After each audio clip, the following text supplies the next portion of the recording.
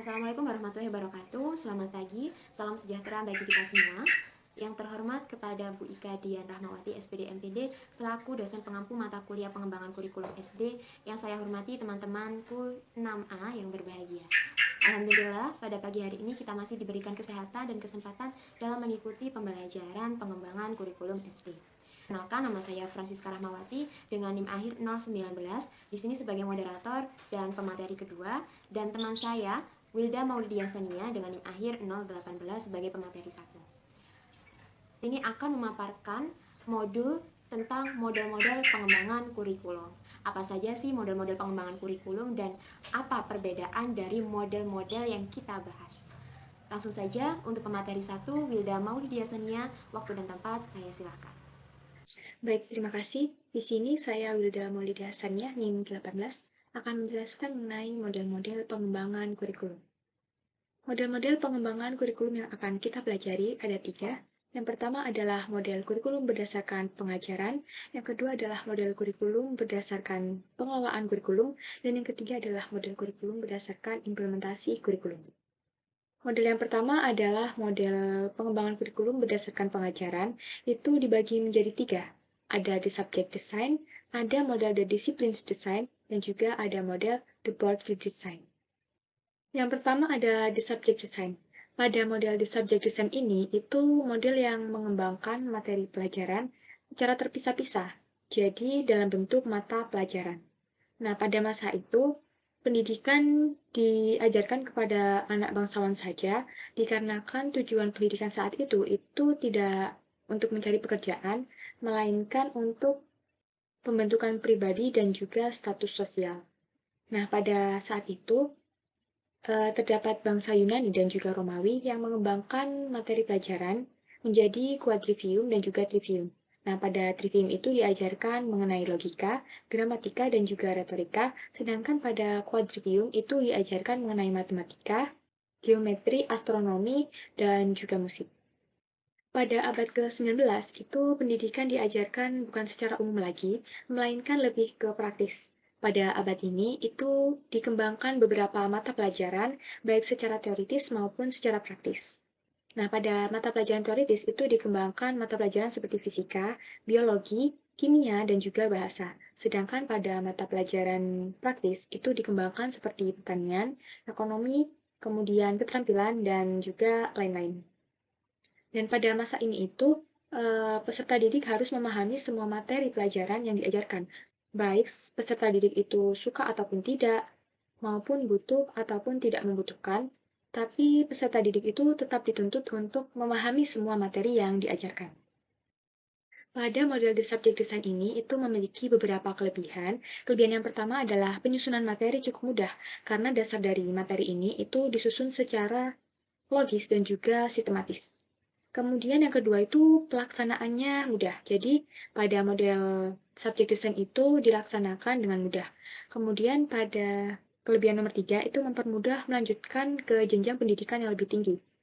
Dan tentunya ini pendidikan lebih tinggi yang menggunakan model sama.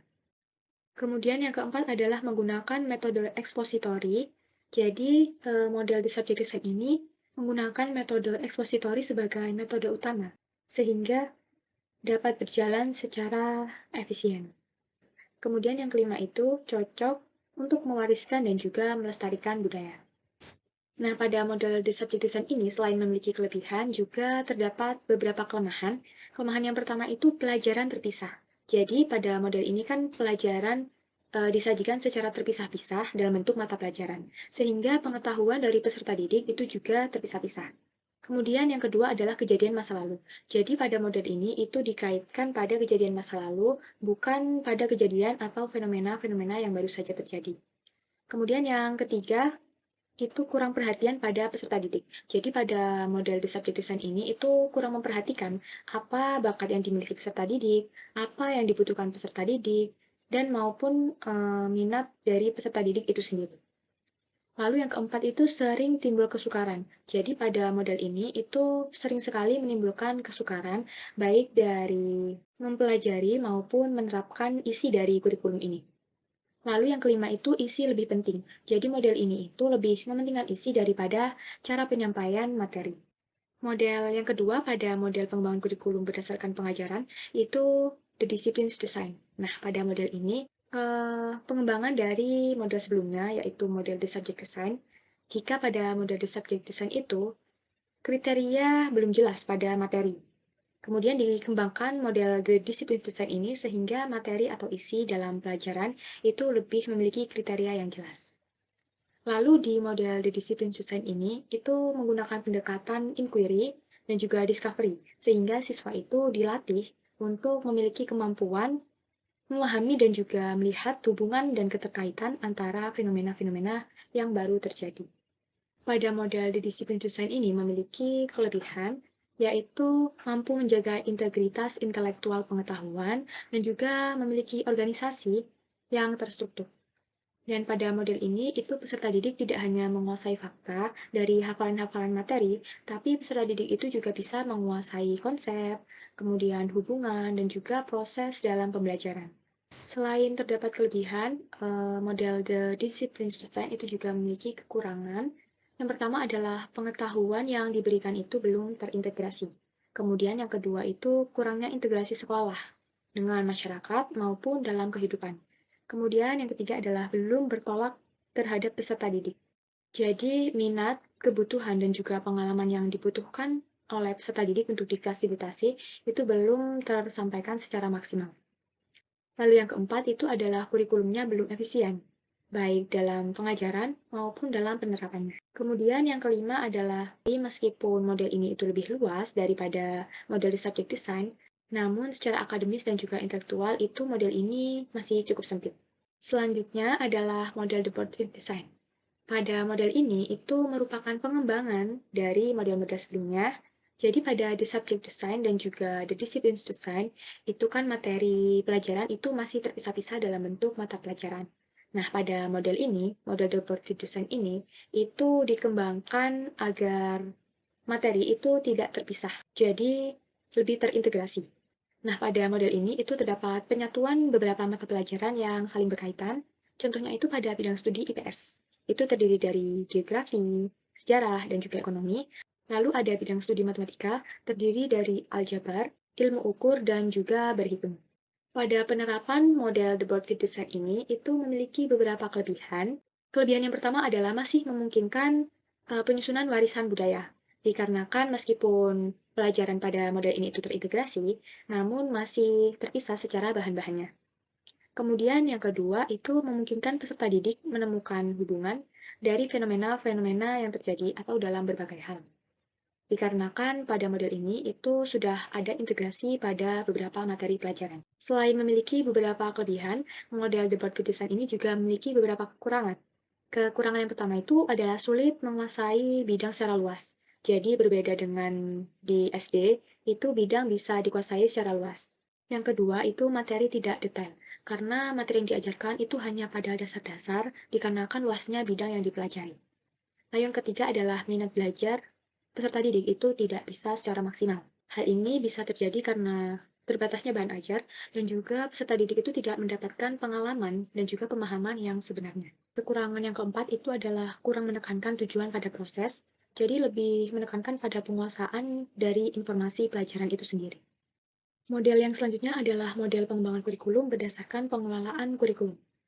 Model ini itu dikembangkan oleh Robert S. Zais, di antaranya ada model administratif dan juga model grassroots. Nah, pada model secara pengelolaan ini, itu lebih sering digunakan di sekolah-sekolah. Model administratif. Model administratif itu juga bisa disebut dengan model dari atas ke bawah atau line staff.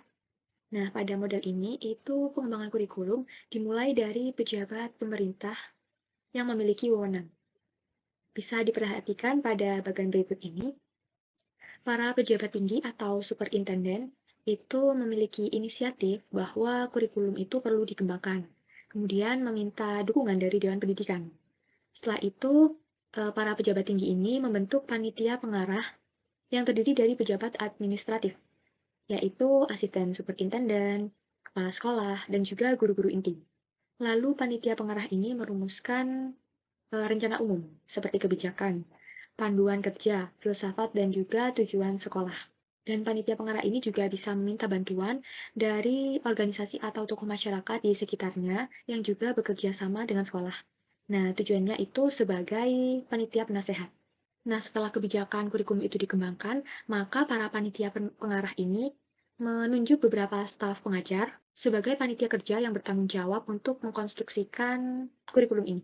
Para guru-guru dalam panitia kerja ini itu merumuskan tujuan umum, tujuan khusus, kemudian merumuskan isi, dan juga kegiatan belajar yang sesuai dengan panduan yang diberikan oleh panitia pengarah.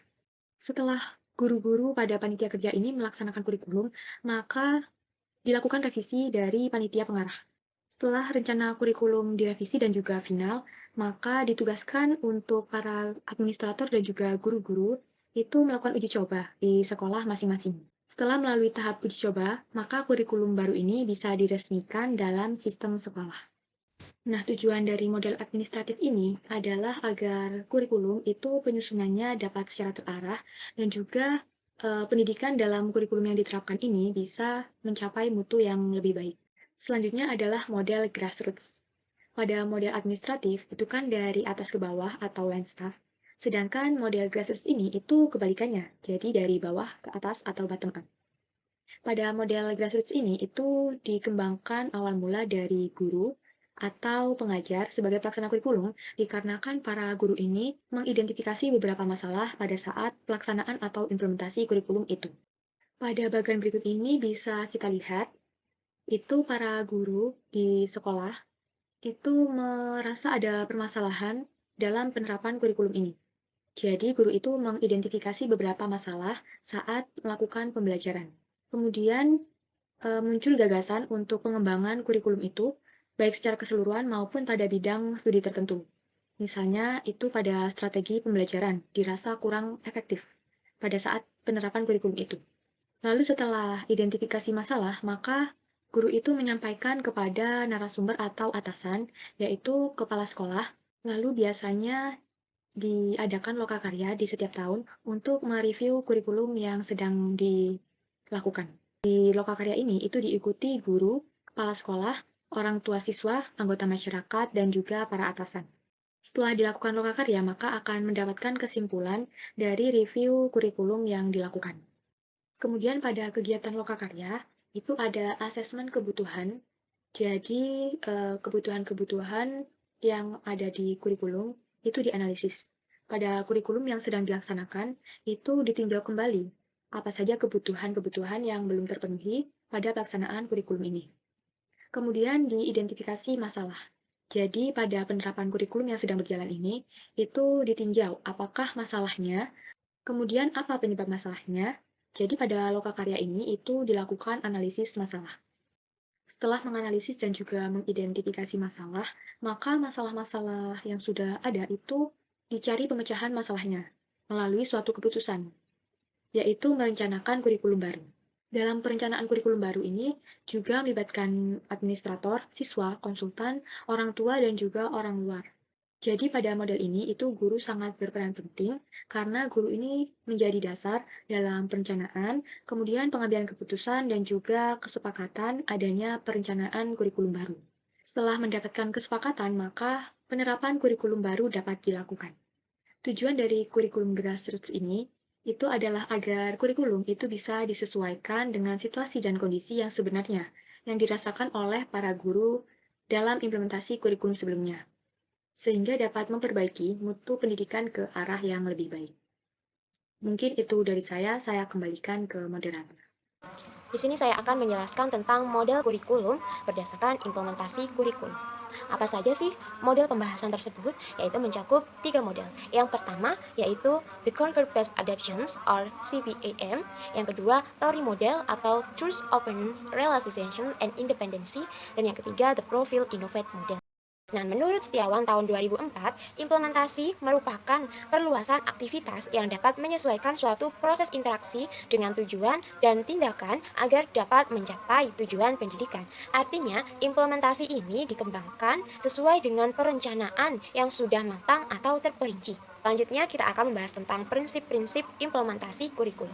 Menurut Hamalik tahun 2013, prinsip yang pertama yaitu siswa memperoleh kesempatan yang sama. Artinya, di dalam sekolah atau kelas siswa diberlakukan secara adil oleh guru dalam mendapatkan pengetahuan, keterampilan, dan juga penanaman sikap ataupun moral.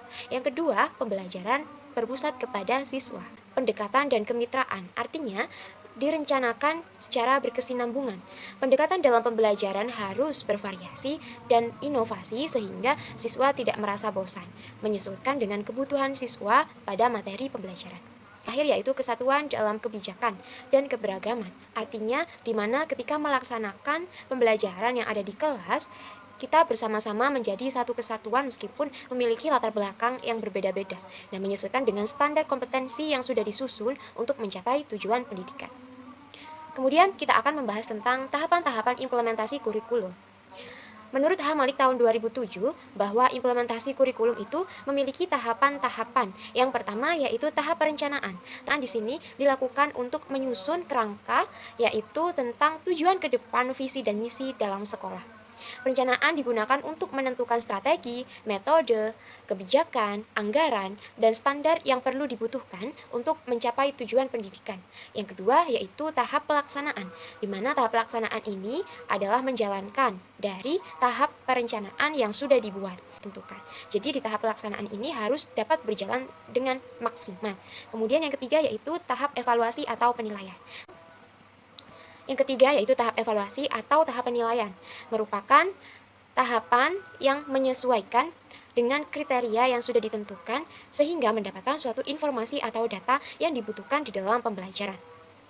Rancangan kurikulum dan implementasi merupakan suatu kesinambungan atau saling terhubung. Selanjutnya kita akan membahas lebih mendalam tentang model pengembangan kurikulum berdasarkan implementasi kurikulum. The Concord Based Adaptations atau CBAM dikembangkan oleh Hall and Hort tahun 1987. Menurut Gen A. Hall tahun 2019, CBAM merupakan model adopsi yang disusun untuk memprediksi sikap guru dalam memberikan suatu perubahan terhadap inovasi yang ada di kelas. Jadi, CBIM ini terpusat kepada aktivitas guru di dalam pelaksanaan pembelajaran. Apakah mereka sudah memberikan suatu perubahan dengan memberikan inovasi-inovasi yang diciptakan atau belum? Mengetahui inovasi-inovasi baru yang memang sudah diberikan atau sudah direncanakan namun belum diimplementasikan. Kemudian yang kedua yaitu mengidentifikasi pemahaman guru terhadap suatu inovasi yang akan diciptakan atau dikembangkan. Inovasi baru yang diberikan oleh guru ini diharapkan agar proses pembelajaran itu menjadi lebih baik ke depannya. Stretch of corner atau SOC, di mana guru dihadapkan oleh suatu perubahan, sehingga perubahan tersebut akan dirasakan baik dalam pikiran maupun perasaannya, atau disebut dengan Concord atau kepedulian. Di mana ada 8 tipe dan level dalam Concord atau kepedulian.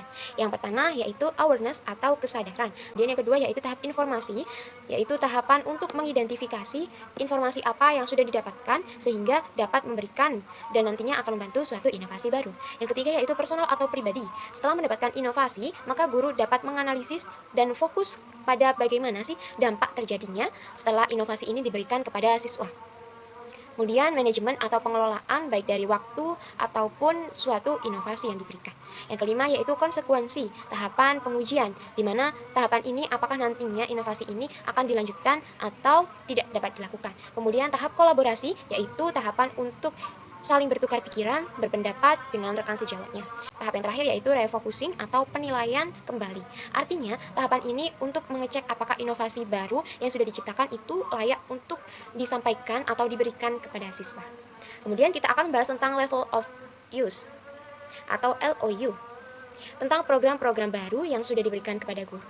Ada 8 tingkatan pada LOU, yaitu yang pertama level 0 atau non-use, di mana pengetahuan ini belum berkembang terhadap suatu inovasi baru. Yang kedua yaitu level 1 atau orientations, yaitu tahap pengenalan untuk mendapatkan sejumlah informasi. Kemudian level 2 preparations atau persiapan. Tahap ketiga yaitu mechanical use, tahap untuk mengarahkan pada upaya dalam jangka pendek. Level 4A atau rutin, artinya memberikan suatu inovasi baru itu secara konsisten atau stabil. Yang keenam level 4 Yang keenam level 4P atau refinement, yaitu tentang perbaikan suatu inovasi. Dan level kelima integrations, yaitu penggunaan sudah terlibat di dalam rekan sejawatnya. Dan level 6 renewal, yaitu pengguna dapat menilai kembali bagaimana kualitas dan inovasi. Nah, model yang kedua kita akan membahas story model atau Truth, Openness, Realizations, and Independency. Story model ini dikembangkan untuk guru sehingga mereka dapat terbantu dalam mengidentifikasi permasalahan yang ada di sekolah, baik itu dari pribadi dan juga sosial. Guru merasa terbantu dengan adanya story model karena dapat mengidentifikasi lingkungan sekolah dan dapat mengembangkan implementasi kurikulum berdasarkan ide-ide yang terkait dengan adanya suatu inovasi. Story model ini dikembangkan oleh Gibbs tahun 1978. Dari story model ini yang pertama ada trusting atau menumbuhkan sikap percaya diri oleh guru. Yang kedua yaitu opening, membuka rasa ingin tahu seberapa jauh sih inovasi yang dapat dikembangkan. Dan yang ketiga yaitu tahap realizing, yang berarti mewujudkan suatu keinginan, di mana inovasi baru yang akan diciptakan itu akan diwujudkan dalam segala hal yang sudah dipertimbangkan. Kemudian yang keempat tentang interpending, ketergantungan dalam perubahan yang terjadi pada suatu lingkungan. Untuk yang ketiga yaitu The Profile Innovate Model yang dikembangkan oleh Lightworth tahun 1982, bahwa guru dapat memberikan suatu solusi terhadap kendala atau permasalahan yang terjadi di dalam kelas, sehingga guru memiliki peran andil dalam menyelesaikan suatu kendala tersebut. Di sini kita akan memperhatikan suatu bagian model Innovate Profile. Yang pertama tentang diagnosis, aplikasi, dan evaluasi. Di pada bagian diagnosis ini ada 3 yang perlu diperhatikan, yaitu identifikasi tujuan, identifikasi perbedaan, dan juga identifikasi kendala. Selain kita memikirkan tentang tujuan yang digunakan, atau juga tentang perbedaan apa sih yang mendasari tentang inovasi sebelumnya dengan inovasi baru, dan juga memperhatikan kendala atau masalah yang kemungkinan nantinya akan terjadi. Nah, di dalam suatu diagnosis ini, kita perlu memikirkan adanya dasar dari program baru yang akan diberikan. Dan kemudian kita akan nantinya dapat memperhatikan hasil belajar siswa apakah meningkat atau malah menurun. Kemudian tentang strategi pembelajaran yang cocok digunakan di dalam suatu pembelajaran. Kemudian pada bagian selanjutnya kita bergeser di aplikasi. Pada tahap ini, pembelajaran dan praktik dilakukan di dalam sekolah atau di dalam kelas. Kenapa? Karena pembelajaran di dalam kelas juga siswa akan merasakan fasilitas-fasilitas yang telah diberikan oleh pihak sekolah. Kemudian yang ketiga yaitu tahap evaluasi atau penilaian. Di dalam tahap evaluasi ini ada 2, yaitu formatif dan sumatif. Yang pertama tahap formatif tentang mengamati apakah di dalam kendala yang terjadi nantinya dapat diberikan suatu solusi. Dan yang kedua yaitu penilaian secara sumatif, apakah kendala yang terjadi itu ketika diberikan solusi oleh guru, apa mungkin itu dapat dinyatakan berhasil atau tidak. Sekian pemaparan dari presentasi kita. Kurang lebihnya mohon maaf. Wassalamualaikum warahmatullahi wabarakatuh.